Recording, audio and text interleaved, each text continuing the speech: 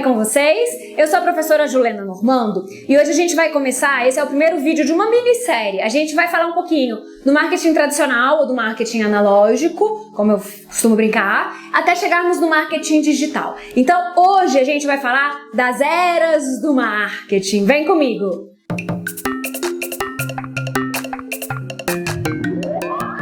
Oi, de novo. Eu sou a professora Julena Normando. Essa aqui é a Cinderela Fofolete. Eu não sei se esse é o primeiro vídeo que você está chegando aqui no canal, então a ideia da Cinderela é lembrar vocês de que nenhum vídeo nesse canal se basta e que é importante pesquisar outras fontes. E esse assunto de hoje é bem legal, porque tem muita bibliografia a respeito. Então, a proposta aqui no canal é colocar uma pulguinha atrás da orelha de vocês apenas. Então, bora lá! Primeiro, vamos entender o marketing como as estratégias que visam aproximar marcas e pessoas. Então, a ideia é essa. De alguma maneira, a gente vai gerir esforços, estratégias para aproximar pessoas e marcas. E aí, por marcas, eu estou entendendo empresas, eu estou entendendo bens, serviços, eventos, cidades, países, pessoas. O que você quiser trabalhar, é possível aplicar marketing. Então, bora lá.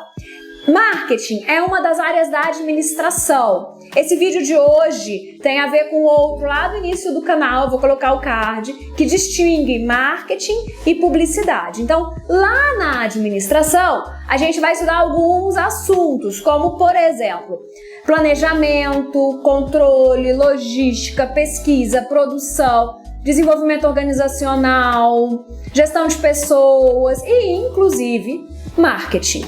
Entendido? Entendido. Avançando, o marketing trata então dessa relação entre os mercados, as pessoas e as empresas. É nessa pegada que a gente quer trabalhar aqui nesse material. Essas relações, como tudo na vida, elas sofrem o impacto da tecnologia, né? E aí isso muda tudo, muda para sempre. É assim, e não entendam só tecnologia como bateria com a luzinha que pisca.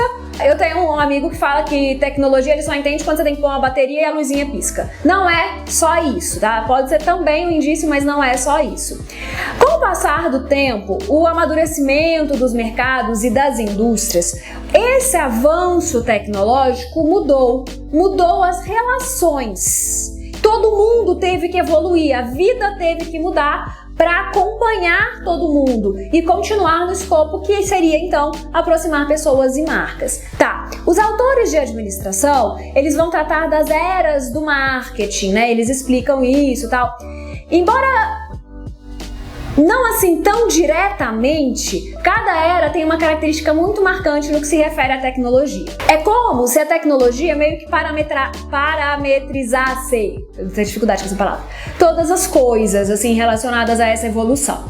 Vamos entender lá no início. Então, lá na Revolução Industrial, vocês lembram? Séculos XVIII, entre assim 1760, algum tantinho ali 1820, 1840. Preciso que vocês lembrem dessa fase, porque a principal particularidade dessa Revolução Industrial foi a substituição do trabalho artesanal, aquele feito à mão, então demorava muito, era pouca quantidade, pela substituição desse trabalho pelo trabalho assalariado, pelas máquinas, pelas indústrias. Então a gente tem um boom da urbanização e tudo isso. Isso foi fundamental na estruturação dos mercados, na medida em que você consegue produzir muito mais. Então você vai precisar vender mais, porque você vai ter mais produtos disponíveis nesse mercado. Diferente do artesanato, que a pessoa demandava alguma coisa, esperava ficar pronto, isso poderia demorar, e tá, já tinha alguém para comprar, sabe? Com a indústria já isso muda muito, porque você consegue produzir muito mais do que uma pessoa.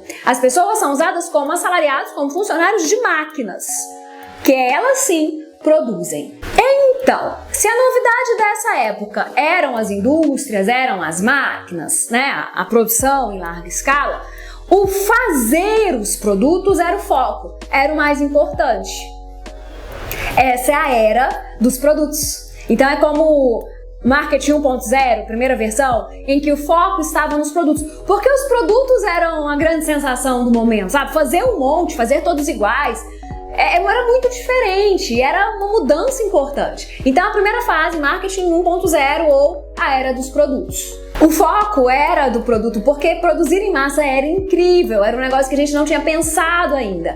Então, a gente chama de marketing de massa. Por quê? Porque o objetivo era produzir para as massas. Tá, depois a gente vai questionar isso e tal, mas enfim, o número de produtos, resultados desse processo era enorme, então o foco estava bem ali. Não se pensava tanto nessa época, isso é bem legal, em variedade, em sortimento, não precisava. Era um modelo de transação baseado assim, o mesmo para um montão de gente. Sabe, o mesmo produto para muitos consumidores. Nessa época, inclusive, tinha muito mais gente querendo comprar do que produtos disponíveis no mercado. Que é muito diferente de hoje, diga-se de passagem. Vocês já ouviram falar em Henry Ford? Fordismo? Então, ele tem uma frase muito famosa, que é assim, qualquer cliente pode ter o carro que ele quiser, desde que seja preto. É disso que eu tô falando, sabe? Não se importavam tanto com variedade e tal, porque como a novidade era ter o carro, todo mundo ia ter aquele que seria produzido. Beleza, chegamos ao século XX, era da informação, então 1900, 1999. Pessoal, que vocês não lembram aí das torres gêmeas, provavelmente não viveram nessa fase, né? Mas o mundo mudou muito do século XX até hoje. É a fase do marketing 2.0. Nessa época, o foco deixou de ser um tanto produto e foi transferido para os consumidores. Então, a gente tem uma ênfase maior no comportamento do consumidor, permitindo então que esse consumidor passasse a ter suas necessidades e desejos percebidos. Então, lembra lá que o carro tinha que ser preto? Agora ele vai ter mais variedade de cor, por exemplo, né? Mudou muito. E mudou por quê? Porque já havia muitos produtos no mercado. Então, todo aquele boom da industrialização colocou um monte de produto no mercado. E agora, como a gente tem uma maior oferta, a gente precisa diferenciar, distinguir, seduzir, persuadir consumidores para que eles queiram os nossos produtos. Diferente da primeira fase. Então, o marketing 2.0, ele começa a perceber o consumidor e aí entender seus desejos, suas necessidades. Porque a concorrência já é tipo real, já é oficial, já é constante e o mercado, não se esqueçam disso, ele se globaliza a partir dos anos 80. Então, anos 80, 1980, 1990, 2000, a gente tem uma nova fase também de um mundo globalizado, de um mercado globalizado, em que a gente consegue comprar produtos que são feitos em diversas partes do mundo e vendidas em diversas partes do mundo. Isso também mudou bastante. E do que eu tô falando quando eu falo assim, mudança, mudou bastante? É que os consumidores, nós, né, começamos a comparar esses produtos e escolher a partir dessas comparações.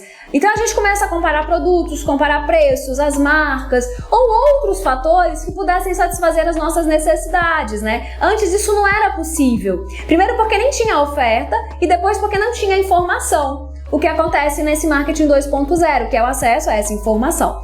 Então, pensem assim em cidades pequenas. Aqui no interior de Goiás tem muitas, então é fácil imaginar. É que tem só uma vendinha só. Então, quem mora nessa cidade, o que ela tem de oferta é aquilo que está vendendo naquela vendinha. Então, eles não têm como pesquisar. Ele ia comprar o que o vendedor explicava e ele ia ter acesso àquilo que estava no portfólio daquela pequena venda da cidade. O mundo era uma pequena cidade. Então, o mundo era como uma cidadezinha de interior. E aí muda muito depois com a tecnologia e com o amadurecimento do mercado, porque a gente começa a ter várias possibilidades de produtos, de marca, de oferta.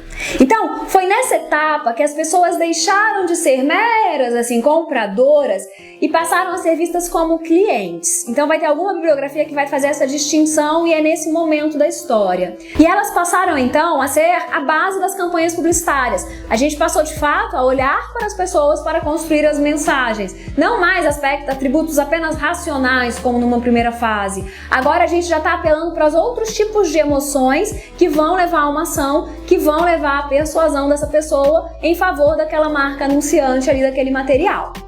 A questão é, ninguém é todo mundo e a massa, se é que isso existe, enfim, não se satisfaz com qualquer produto, porque ninguém é todo mundo. Na fase offline, a gente falava em comunicação de massa. O que isso queria dizer? Que uma mesma mensagem, ela poderia chegar a um montão de gente, mas assim, milhões de pessoas mesmo, né?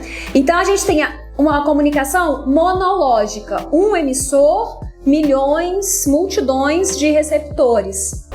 A internet muda isso. Ela faz um pouquinho diferente porque todo mundo pode ser emissor de conteúdo, então a comunicação não é mais somente monológica.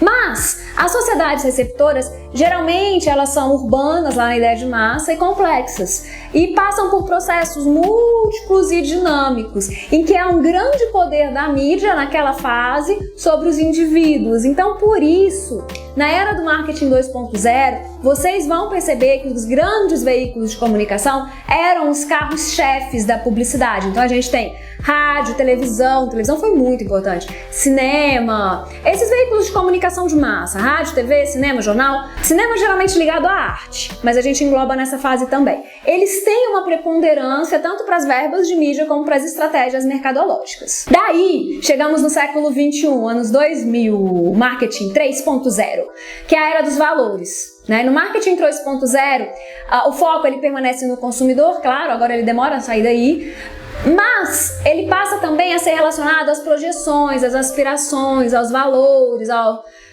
espírito humano das marcas, digamos assim. Então, nessa fase, as empresas elas deixam de dar valor apenas aos desejos e necessidades das pessoas para entender um pouco mais a fundo e tentar ampliar essa relação entre pessoas e marcas, como entregando como que soluções para a sociedade.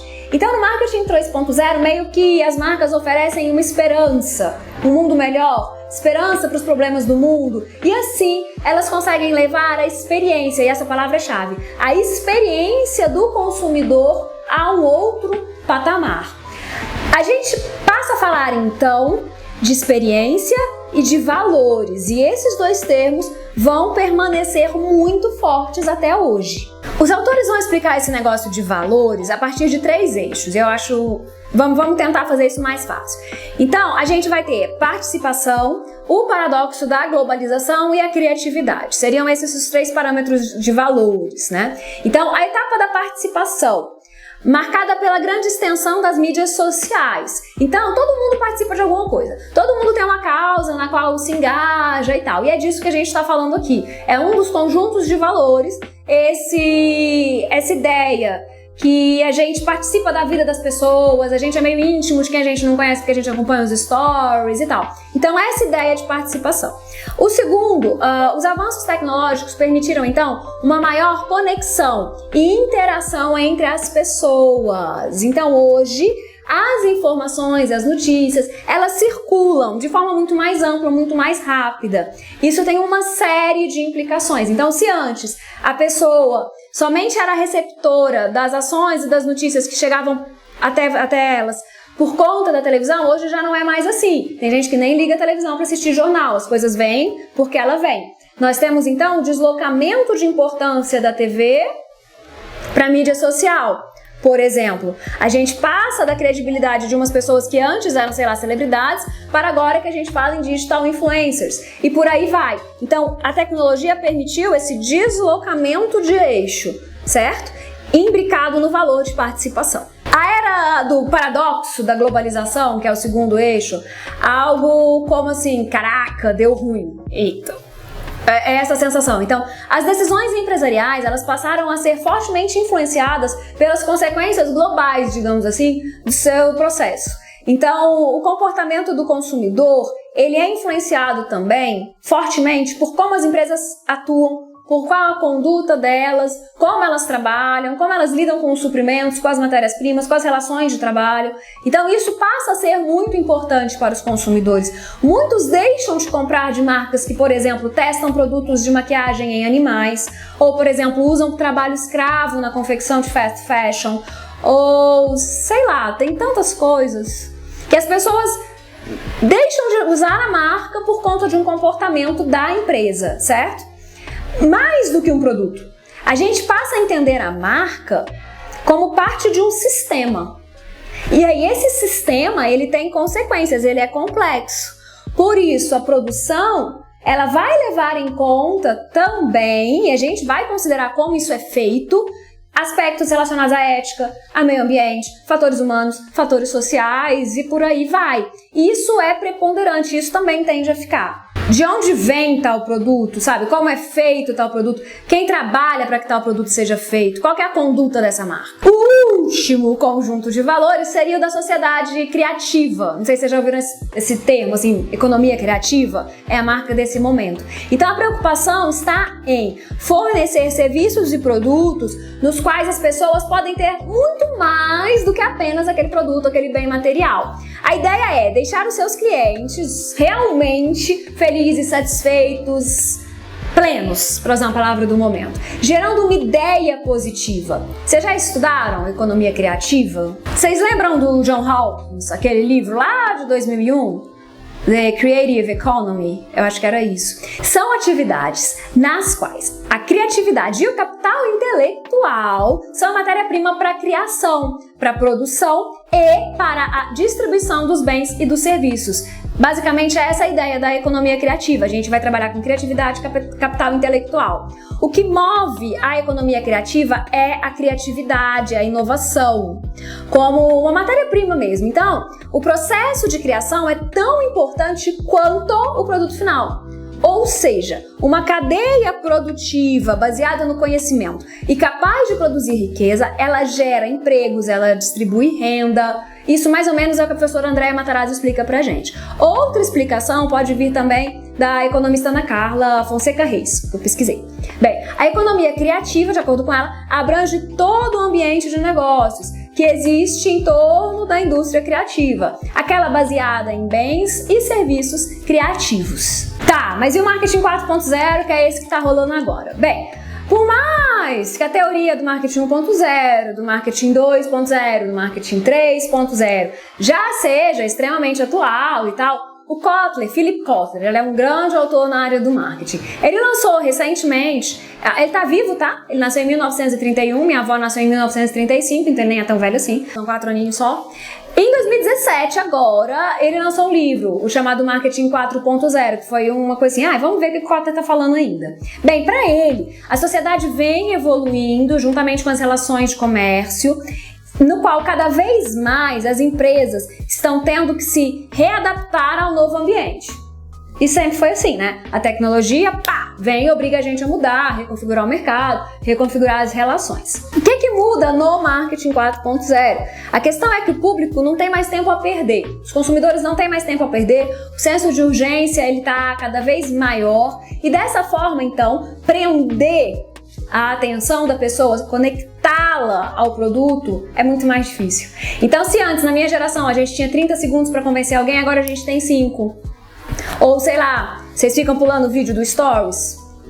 É isso, a urgência, a rapidez. Então, basicamente, é o marketing tradicional adaptado ao mundo digital. E neste mundo, a forma como a comunicação é feita, o tempo, a urgência, tudo muda. E obriga os profissionais de marketing um F5 aí, uma atualizada, para eles se manterem a par das tendências e conseguindo adaptar todas aquelas estratégias anteriores para esse ambiente cada vez mais dinâmico, cada vez mais rápido. O desafio agora é navegar num mundo, assim, cada vez mais interconectado, numa paisagem de consumo e mudança. E aí, né, essas mudanças impactam diretamente o trabalho do marketing, porque as pessoas saem das casas, das TVs, dos ciclos sociais e passam a habitar ambientes digitais com muita relevância e com muita importância. E é por isso que a gente vai fazer esses 3 vídeos para chegar lá no marketing digital. Mas a ideia é essa, perceber a evolução das eras pra gente chegar daqui a pouquinho no marketing digital. Vou terminar por aqui porque eu não quero que vocês misturem as coisas, eu quero que vocês entendam realmente a questão do tempo, tá? Então, com a questão da tecnologia, a pitadinha que muda tudo. Mais pra frente a gente vai falar o próximo vídeo sobre os tipos de marketing e depois a gente chega no marketing digital, certo? Beleza, então estamos no YouTube. Lembrem-se, Cinderela Fofolete está aqui para ajudar vocês a lembrar que é para estudar. Ativem, se inscrevam, curtam, mandam pro coleguinha e não se esqueça de ativar o sininho, porque como eu não tenho o WhatsApp de todo mundo, eu não consigo mandar para todo mundo, tá bom? Deixa a tecnologia, o algoritmo trabalhar pra gente. Ativa o sininho, assim que chegar vídeo sexta-feira, chega a notificação para você. É isso, cola aqui, vamos fazer essa minissérie e até o próximo vídeo.